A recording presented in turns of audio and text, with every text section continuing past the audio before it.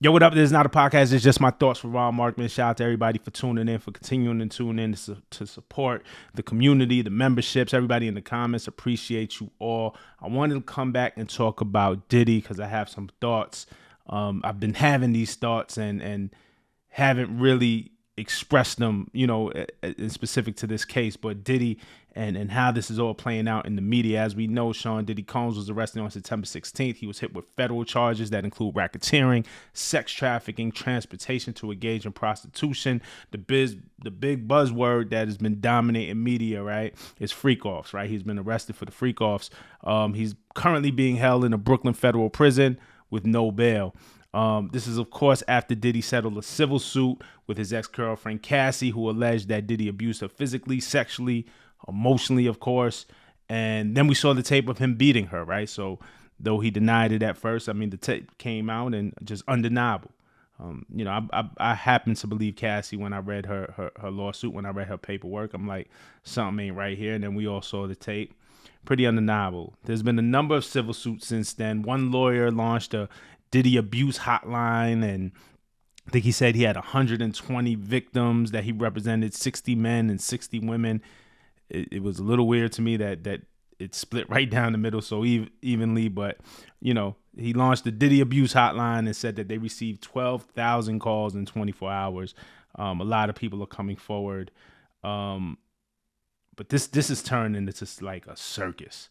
A lot of people, out of 12,000 people, a lot of people are coming forward. They are victims here, but I think it's just turning into a circus. My stance is this, and I want to be very clear. I believe that there were crimes committed. This has to play out. The trial has to happen. He has to have his day in court. Innocent until proven guilty, right? Like, that's what we all stand on. That's what this country stands on. I believe that there were crimes committed and that Diddy will have to answer for those crimes. It's just what I believe. And with those crimes are real victims who have to relive the horror in the months, maybe years leading up to this trial. We don't know when this trial is going to start, right? And then during the trial and the aftermath. So with these crimes come real victims, right? We know there's at least one victim is Cassie, right? Because he settled that, and even though he said his settlement didn't mean an admission of guilt, we saw the tape. So we've seen the proof. We know there's at least one. I believe that there are many more. But so my point is, I believe crimes were committed, and these crimes have victims. And I think that there's people using this situation to take advantage, for monetary gain, for fame, clout, whatever. So where there are real victims, there are also people who I don't believe were victims and will come out with lawsuits, will come out with claims, will come out with anything to kind of jump on the bandwagon, so to speak, right? So we're going to have to sort that out and figure out what we believe and what we don't believe, and hopefully the proof will lead us there, right? But ultimately, it's up to you to believe. Last week, right, I saw something that disturbed me. The news broke of a sex tape with Diddy and a young male A-list celebrity that's being shopped around to media outlets. There's been rumors about who the young male celebrity is. I won't say. But it's unclear if that other celebrity in this tape, it's unclear if this was a consensual sex tape. If they were having consensual sex, then it's not a crime and it's nobody's business. It's unclear if that celebrity, that other party in the tape, ever committed a crime whatsoever, or if they even knew that they were being filmed. Also unclear that if that other celebrity, that other young male A-list celebrity, was potentially a victim of a crime themselves, or if that sex that was caught on that tape is even consensual. We don't know, right? But the other celebrity in this tape, the other guy that's not Diddy, is reportedly mortified. But whoever's selling this tape, right, and being shopped around the media outlets, if this tape exposes a crime, then it should be turned over to the authorities, right? If the goal is justice for victims. If it's just a plain old sex tape, I mean, why do we care? What relevance does it have? And you're shopping it to media outlets. So it's not about justice. It's not about doing right by the victim. It's about making money. It's about turning a dollar. So the other celebrity in this tape is mortified because they don't want to be outed. And whoever's selling the tape is willing to sell it to that other celebrity to keep it out of the hands of the media. So, hey, you don't want this exposed. It's not about Diddy now. We know the freak offs. We know Diddy was into some shit. So it's not about protecting Diddy's reputation anymore. But this other unknown celebrity, this young male A-list celebrity, hey, if you don't want this to get out, you buy it from us and you keep it in that way. It'll never get out. That sounds like extortion to me. That sounds like blackmail. That sounds like somebody who we don't know or who isn't being accused of a crime being put on trial here. This is what I'm talking about with the circus of this thing. If it was about justice, if it was about righting the wrongs, if it was about helping victims, then turn the tape over to the authorities. But to try to sell it to the media or that unnamed celeb is indicative of just the circus that this case has turned into, right? And that it will continue to become. Diddy's going to get what's coming to him. But what about the victims, right? Every day we get, and this is how the media plays into it. This is my point. Every day it feels like we get a new Gene Deal interview. If y'all know Gene Deal, he's a former Diddy bodyguard. And for years he's been speaking out about Diddy's characters and wrongdoings. And he hasn't been shy or silent about it. This has been going on for years. And since this case, the amount of Gene Deal videos that we see on YouTube has ramped up.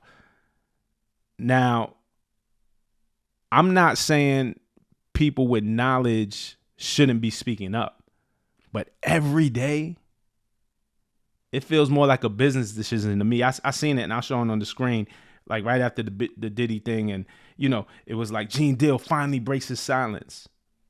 When was he ever silent? He was never silent. The guy has not stopped talking. And I'm not hating. Tell your story, give out information. Is cool, but every day a new video, this frequency of videos feels like a business decision to me. The public is obsessed with it and they'll click on it and outlets will serve it up for traffic and ad dollars every single time. Now we get Dame Dash, who according to him wasn't even around for any of these freak offs. And there's a video of Dame Dash going around saying that he's pondering whether Diddy spiked factory sealed bottles of Ciroc as you know, and if there was a drug in the ingredients of Ciroc, as if Diddy was in the factory whipping up each bottle himself. Like, again, we'll see when it comes out, but I'm not surprised that people had their drinks spiked, you know, but in the factory before the thing even goes like out the door, like, come on. Then Dame goes and ponders if Jay-Z's team has done the same thing, because Dame one time got too drunk after having Douce. He had a couple shots of Douce for the night, and he felt a little more drunk than he usually is. So he wonders what's in the Douce. Like, are you serious? Like, what does Jay have to do? What does Dame have to do with this? Like it's just beyond ridiculous. It's just getting anybody to click and speak on these things to get clicks. The constant Jaguar Wright interviews, man. Like, some of y'all may believe her, and Jaguar has been singing this song for a long time about Diddy. I believe it. Well, I believe there's something wrong with Diddy is what I'm saying. But I mean, Jaguar accuses everybody of everything. Like I just watched these Jaguar Wright interviews and she don't look right in the head to me. Like, it looks like there's something else going on. And is this a person of sound mind? And then when you book on the show, what is it for? Is this a credible witness? Was she around? What information does he have? How much of it is hearsay versus, hey, if we could just get Jaguar Wright to talk, then we're going to get clicks. What are we trying to accomplish here? Like, none of this shit sounds logical. The crimes that Diddy are accused of are bad enough. They're fucking terrible. We don't have to make up more heinous crimes on top of that. The real ones are bad enough. I was talking about this in my J. Cole video and the whole conspiracy to kill Aaliyah, Left Eye, and Michael Jackson. That is so far-fetched. I don't believe any of that. But let's focus on the crimes at hand, because they're bad and they're terrible enough and there's real victims. But again, the public, we, consume this stuff in mass, and there are outlets willing to serve it up. I want to share a story. There's a veteran hip hop writer, editor, journalist. His name is Jerry Barrow. All right. Guy I know, friend of mine as well, man, but somebody who I respect first and foremost. He's a veteran journalist, a veteran content lead. He's worked at Hip Hop DX. He's worked at BET. He's worked at The Source magazine, back when it was a magazine, Scratch Magazine. He recently took a job at Media Co. Media Co is the parent company of Hot 97. So he took a job over there as their head of digital content, maybe a year ago, probably less than a year ago. And a few weeks ago, he was let go. And he talked about it on Threads. I'm going to read his post from Threads real quick. So he says, "My nightmare at Media Co. is over. The president grew tired of me telling him how terrible his ideas were for business and finally let me go. I feel sorry for the folks left behind at Hot 97. Everything you heard is true." So he goes deeper. All right, what was the terrible idea? Yeah, I get it. You tell your boss, "Hey, man, that's a terrible idea. I get it. You're at odds with your boss in that regard. You're going to be at a crossroads, right?" But from Jerry's account, and when I'm reading from Jerry, he's not wrong here. So Jerry says, "That was the last straw. We did 17 to 20 Diddy stories this week, and he wanted it to be more." So this is for the Hot 97 website. 17 to 20 Diddy stories this week, and he wanted it to be more. I told him the site isn't Diddy.com and we should only be doing important updates. He disagreed and hired an intern just to post Diddy stories. I told him that was stupid and he fired me. 17 to 20 Diddy stories in a week is a ton. I promise you there are not that many stories to write on the subject. This isn't about justice at this point. This isn't about using media to help right or wrong or investigative journalism to help crack open the case. This is about clicks. This is about sensationalism. This is about gossip. This is about feeding the beast. This is about increasing traffic to win more ad dollars. But here's the thing. We click them, the public. You may not. You may be like, "I don't click that shit. I don't read that shit." In mass, we click them. The public clicks them. It's a never-ending cycle of bullshit, and we're all complicit in a way, all right? Anything tied to Diddy, we're all in. The public can't get enough. These media companies, they have to change. But us as the audience, we also have to change our behavior. We have to change our consumption because it's all business for them. They're not going to change unless we change. We stop clicking on that bullshit, they're going to stop writing it. We have to be more mindful of our clicks. Our clicks are worth something. I know it doesn't cost us money out of our pocket, but it's worth something. It's worth your time. You can spend your time doing something else. I saw another post from the Academics TV Twitter account. And again, to be factual, Academics TV on Twitter, it bears Act's name, it bears his brand, but he doesn't run the account. He lets somebody else run the account. Now, the question is, does he still bear some responsibility? Does he hold some responsibility? That's for him to answer. That's for y'all to hold him accountable if y'all believe that.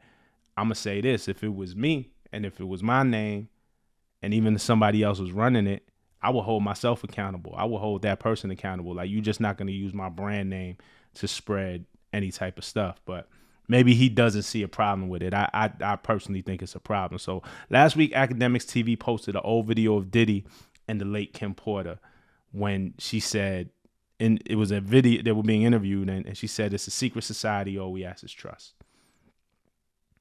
Kim Porter passed away, and there's a lot of conspiracy now that Diddy had something to do with her death. She was the mother of his children. The children put out a statement and talked about how hurtful those theories were. But regardless, Kim and Diddy in an interview setting, and Kim said, "It's a secret society, all we ask is trust." So then the Academics TV account paired it with a picture of Kendrick and Diddy standing next to each other. And then a video of Kendrick's song Loyalty with Rihanna where they sing the same lyric. "It's a secret society, all we ask is trust." So the caption on this Academics TV post said, "Diddy's ex-wife Kim Porter, who passed away under mysterious circumstances, was quoted in a Kendrick Lamar song." Now, I'm mindful of what I quote, tweet, what I spread, what I amplify, even if it's like I want to negatively say something about it, because no matter what, I'm increasing engagement. But I felt like this was important, so I quote tweeted and I said this. I said, "None of these accounts care about you. They insult your intelligence, intentionally mislead you, and literally bank on your outrage." Now, those who know. Kendrick's lyric has nothing to do with Kim Porter. It's an interpolation of a Jay-Z lyric from Get Your Mind Right. That was a song off Ho's 2000 Dynasty Rock La Familia album. And then Bleak used the lyric in the same year on his single Do My Ladies Run This Motherfucker. Y'all know the record. Or if you was around, you know the record. So this is a Jay-Z lyric. So when Kendrick and Rihanna are putting this record together, they're not quoting Kim Porter. They're quoting Jay-Z. But tying Kendrick to Diddy in an effort to cut him down after winning the battle against Drake is just nasty work. It's not real reporting. It's not responsible reporting. There's not a respect for the audience or for your intelligence. It's propaganda. It's pushing the narrative. I hate that word narrative, but it's pushing the narrative with zero care on whether or not you give accurate information. And I think that's what the problem is. Now, Hot97.com and Academics TV aren't the same type of media. Despite 20 Diddy stories in a week, I don't know that Hot would ever run this Diddy, Kim Porter, Kendrick angle. I believe they have a higher standard. But my point is, everywhere you look, the hip hop media is broken. It's disgusting out here. You know what I mean? And specifically with this Diddy case, like we're seeing it, it's not about justice. It's not about giving you information that you need to know. It's not about cracking open the case so we could serve the victims. It's about clicks. It's about ad dollars. It's fucked up. It's about the boogeyman in the closet. It's about feeding into those conspiracy theories that you have, those fears that you have. And I'm talking to you too, because there's a lot of people with that J. Cole video who didn't agree with me, and I didn't agree with y'all. But I get it. I understand like the fear. I understand the fear of the unknown. I understand the rich and powerful. I understand the hidden hand, like, and that stuff does exist in the world. So I get it. I empathize with a lot of you. But the media, like these outlets, a lot of these accounts are manipulating your fears and feeding into your fears. So, I don't know how we fix it, but I just felt like I needed to make this video. Let's talk about it. Like, subscribe, comment. I'm going to have this conversation with y'all, all right? Until the next time. Peace.